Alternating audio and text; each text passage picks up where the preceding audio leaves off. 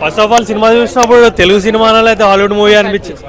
Oh my god, why you guys disturbing, feeling so awkward. So yeah, first of all cinema చూసినప్పుడు అసలు తెలుగు సినిమానా హిందీ సినిమానా Boyapati cinema తీసింది లేకపోతే క్రిస్టోఫర్ నోలన్ అనిపించింది. సినిమా పోతుంటే అసలు బాహుబలి మళ్ళీ చూస్తారమా అనిపించింది. బాహుబలి 3 ఆల్రెడీ రిలీజ్ అయిందన్నారు కానీ మళ్ళీ అదే చూస్తున్నట్టు అనిపించింది. ఇంకా యాక్టర్స్ చూస్తే అప్పుడప్పుడు కనబడుతున్నారు, మళ్ళీ కనబడతారో లేదో అన్నట్టు ఉంటుంది. హీరో హీరోయిన్లు గలవాలు అసలు ఏందిరా లవ్ స్టోరీనా వార్ సినిమానా ఏందా అని అర్థం చేసుకునే గ్యాప్లో సినిమా అయిపోయింది. ఏసీ బాగుండే, మధ్యలో కొంచెంసేపు పండుకున్నాం. అంతకుమించి చెప్పాలంటే ఏదో మ్యూజిక్ బాగున్నది.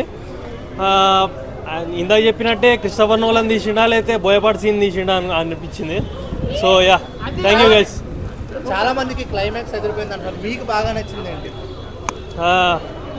క్లైమాక్స్లో హీరో చనిపోతాడు అనుకున్నాను కానీ చనిపోలేదు. సో దానికి స్టోరీ టెల్లింగ్ ప్రకారం బాధపడాలన్నా లేకపోతే హ్యాపీ ఫీల్ అవ్వాలన్నా అర్థం కాలేదు. కానీ బాహుబలి చూసిన వాళ్ళు అయితే ఇదేంద్రా మళ్ళీ అదే సినిమాకి వచ్చినామా అన్నట్టు అనిపిస్తుంది.